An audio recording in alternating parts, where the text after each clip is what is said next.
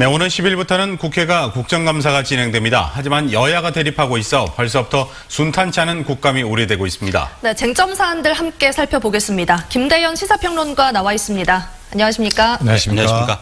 네, 여러 가지 사건으로 인해서 여야가 첨예하게 대립하고 있는 상황인데 과연 국감이 잘 진행될지 우려되고 있습니다. 어떻습니까? 네, 벌써부터 이제 그런 징후들이 감지되고 있는데요. 그 지난해 박근혜 국정농단 사태만 보더라도 당시에 야당에 있던 민주당이 이 문제를 국감에서 제기를 했단 말이에요. 근데 지금의 자유한국당이 그 실드를 쳐주고 방어를 하면서 실제적으로 그 다음에 최순실 국정농단이 밝혀졌잖아요. 네. 결국은 이제 박근혜 탄핵 그리고 박근혜 대통령이 구속까지 이어졌는데 당시에 만약에 국회가 제대로 국정감사에 행정부를 견제하고 감시하고 비판하는 역할을 했다면 박근혜 탄핵에 가지 않았을까. 그만큼 국정감사는 국회의 고유 업무고 중요함에도 불구하고 지금까지 이제 국회가 그 역할을 제대로 못했다. 그리고 이제 한마디로 말씀드리면 견제받지 않는 권력은 오만해지고 부패진다는 게 이번에 이명박 박근혜 정권에서 여실히 좀 드러났다고 봅니다. 심재철 의원의 자료 유출과 관련해서는 심의원과 기재부가 지금 팽팽하게 맞서고 있는 상황인데요. 향후 어떻게 전망하십니까? 불법이냐 아니냐의 판단은 이제 사법부의 판단을 이제 맡겨야겠는데 사실 검찰이 심의원 사무실에 대한 압수수색 영장을 법원이 발부했단 말이에요. 그 말은 이제 법원도 문제가 있다고 판단을 하고 있다는 건데 사실 심의원이 자료가 정말 필요했고 문제가 있으면 정식으로 자료 제출을 요구하면 그 자료가 그대로 옵니다. 그 자료를 가지고 보도자를 통해서 문제를 제기했으면 됐는데 100만 건 이상을 다운로드 해가지고 한 건씩 지금 펼치고 있거든요. 근데 내용도 보면 업무 추진비 같은 경우도 청와대 해명을 들어보면 크게 어긋나지 않고 그러다 보니까 이제 또 청와대 직원들의 회의 수당 문제 삼고 있잖아요.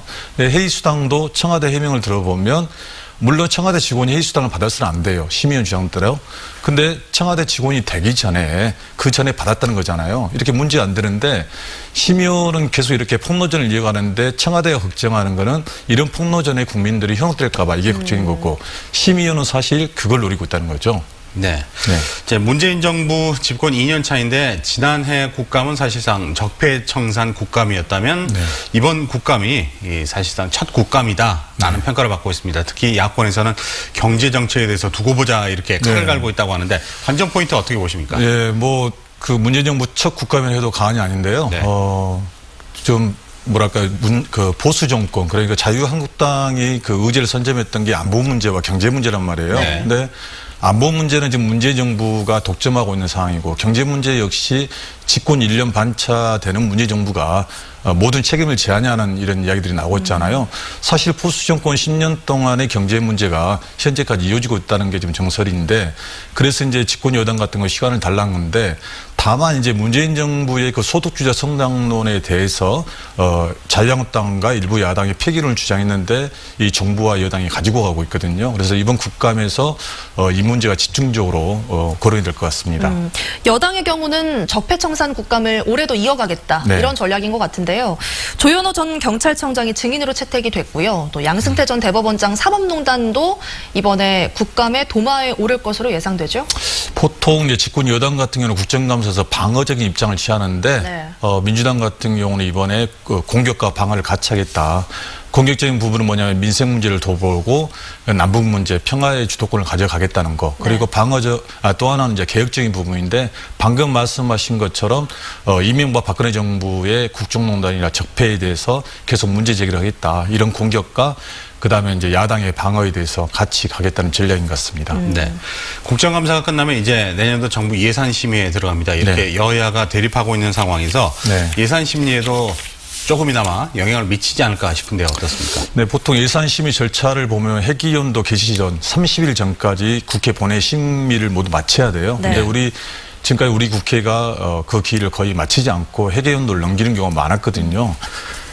국회 그래서 이제 우리나라에서는 국회 의결을 거치지 않고 집행이 가능한 준예산 제도를 시행하고 있는데 이 준예산 제도라는 것도 전년도에 답습한 거지 신규 사업이라든가 다른 사업에 대해서는 집행을 할 수가 없어요. 결국 이제 국민들의 손해로 이어지기도 하는데 또 하나는 이제 그 제도의 문제거든요. 예산 심의 기간이 너무 짧다는 겁니다.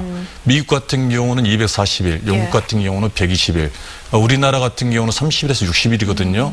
그것도 본격적으로 예산을 증액시키고 감소시키는 기간이 2주일도 안 돼요. 또 그 2주일 기간 중에 의원들이 자기 지역구 예산을 끼얹느냐 바쁘지 실질적으로 예산을 제대로 감시하지 못하는 절속 예산이니까지 시행되어 왔다. 그래서 이제 이렇게도 사실 이야기 돼요. 예산 심의가 정쟁의 수단으로 악용되는 사례가 되지 않나 이렇게도 보고 있습니다. 네, 알겠습니다. 오늘 말씀 잘 들었습니다. 고맙습니다. 네, 감사합니다.